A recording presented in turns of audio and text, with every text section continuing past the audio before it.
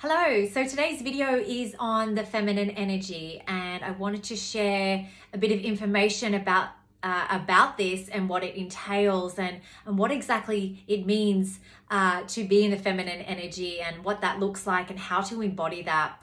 And this is something I'm personally working on and have been working on for some time. I certainly don't have all the answers, or I'm not the epitome of the feminine energy at all. It's something I'm consciously choosing to work through and try and show up as. So I operated in my masculine energy, believe it or not, for quite a number of years, up until recently, into last year. And I reckon it took me a good 8 or 9 months to really settle in and surrender to the feminine energy, because I was so used to go, the next goal, the next hit, chasing, pursuing, hustling. Like it was my makeup, right? When I thought this isn't sustainable for me anymore, moving at that pace and just one thing after another, it made me stop and reevaluate and reassess, what do I want moving forward? And so when I realized that I wanted to go slower, I wanted more balance, I wanted more family time, I wanted to look after my health, I needed to prioritize things differently. And so me taking the steps to prioritize and align with my current values is what helped me take the steps to really start to soften into that feminine way. So when we look at the feminine energy traditionally, the feminine energy is more about being present. It's more about being and less doing. That doesn't mean it's weak or lazy by any means, because the being means that you're being in the present and you're not fixed on any particular outcome or scenario or success. You're there to experience the present and whatever that throws at you each day. And it's more of the journey of going through that process. So when we look at the role of the feminine, it's calm, it's receptive, it's patient, it's present, it's intuitive, it's vulnerable, it's loving, it's compassionate, it's trusting, it's sensitive. And it's about connecting to your self. It's about connecting to your authentic self. So when we're working on connecting to the feminine, it's not about trying to compete or compare or have that need for validation or seeking out things. It's more of being in that state of being connected to your authentic self and allowing things to come to you. So it's really stepping into the receptive state rather than the pursuer. So when I spoke about running in my masculine energy and operating in the masculine energy, in order for me to kind of, bring that balance down into my feminine side and kind of up my feminine side a little bit more, it meant that I needed to align myself and my energy and my way, align them to my current values. So as I said, my values were, spending time with the children, creating balance in my life, working less, looking after my health. So I had to look at the bigger picture there and say, okay, I still need to make an income, and how can I prioritize things so that I can create more balance in my life? So I then had to action things to do differently. So I, started working from 7:30 in the morning and started to see clients from 7:30 in the morning at home over FaceTime.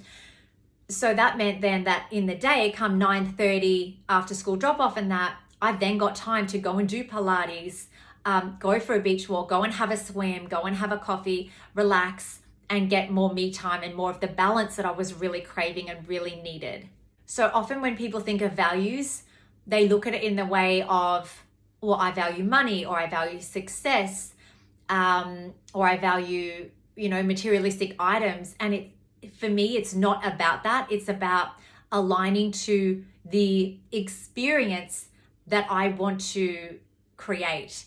And so it was aligning to certain emotions, choosing emotions as a value. And that would be, happiness, and that would be feeling more calm, that would also be an experience of me time.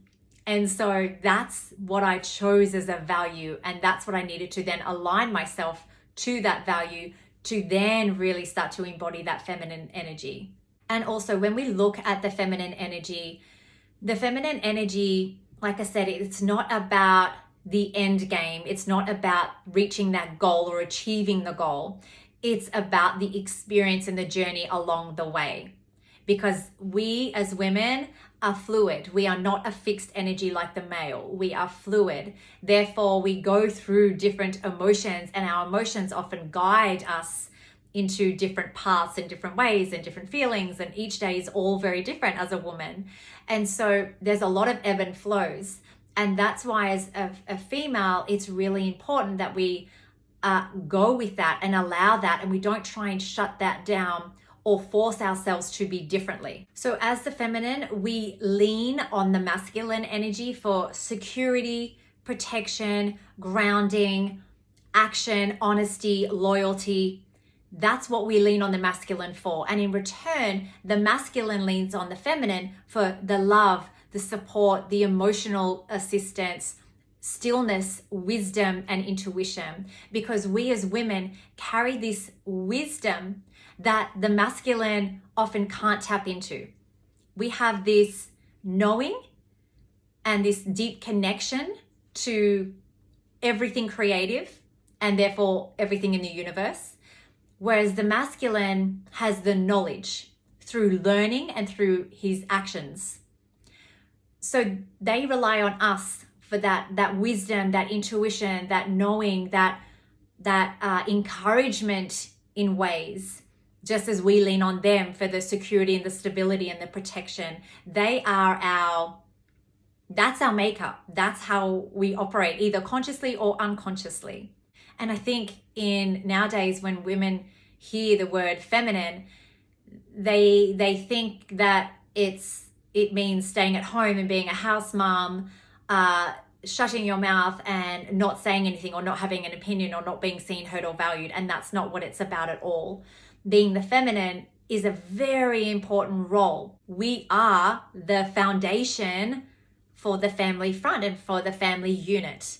We provide that love. We provide that support. We provide that nurturing, loving, calm, safe environment for our partners and for our children. So for our entire family, that is our role that is inbuilt and embedded in us. So never underestimate the power of that role. That is huge. The masculine, on the other hand, comes from that, the caveman, the hunter and the gatherer. He finds his purpose through protecting his family, through honoring his family, through providing for his family. That also is a very important role. And it's not about us trying to compete or compare.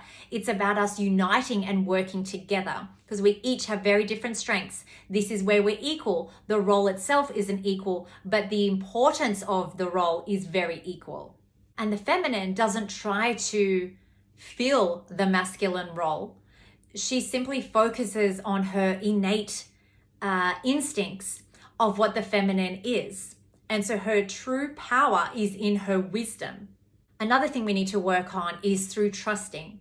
So as a feminine, we need to learn to trust ourselves, because when we trust ourselves, we then begin to trust others around us, and we stop looking at other women as a threat or competing against them or feeling judged by them, when we can start to really trust and start to have each other's back and start to rely on other women for help and support when you need it, and allow that community to come back again rather than feeling like you have to do it on your own.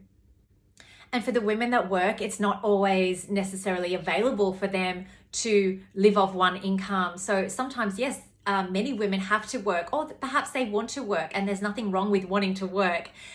It's more of finding that balance and leaning into that balance, not feeling that you're going to hit burnout because you're just go, go, go, and you're trying to please everyone and do the right thing and compete against other people. And that's the masculine energy in that sense. So we can step into that masculine energy when needed, because we all have the balance of the feminine and the masculine within each and every one of us.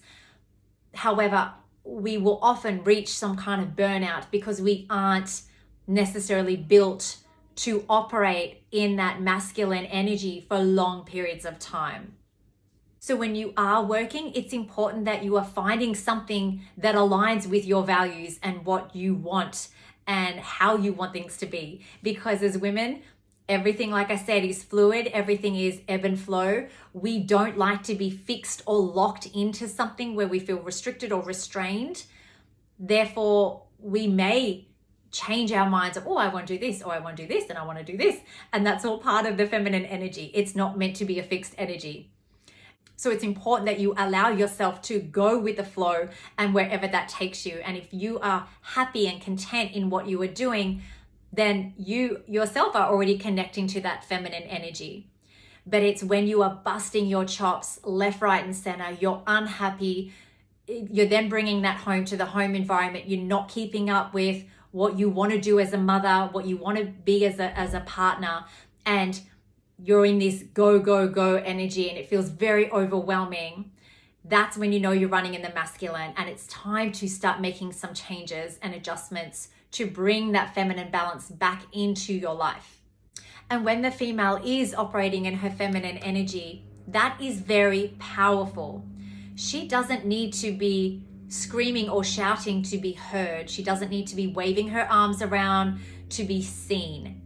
She's very powerful. Her presence, because she's sure of herself, she's confident in herself, and she has self-acceptance. She's very connected to herself, therefore is very aligned and connected to her wisdom and her intuition. So she is very strong awareness of her surroundings and her environment and of the people she engages and interacts with.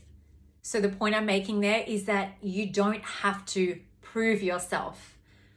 You being who you are and connected to your authentic self will show others where you are at, who you are, and not to be messed with. The other day, I also mentioned the dysfunctional feminine energy, and this is a massive scale and can cover so many different things. So I'm just going to list off a few things. So when we look at the dysfunctional feminine, there is a bit of a selfish aspect and attitude. There's a very strong entitled attitude, and there can be anger and aggressiveness coming through, quite opinionated and outspoken, quite judgmental, bitchy, and an overuse of sexual energy. And so the dysfunctional feminine looks externally for approval, acceptance, validation, because they're not able to see or seek that within themselves. So everything is looking external. Whereas the balanced feminine is about looking internal and connecting to the energies of the balanced feminine. So I hope that's helped you guys. Thanks for watching if you're still watching, and I'll chat to you all soon.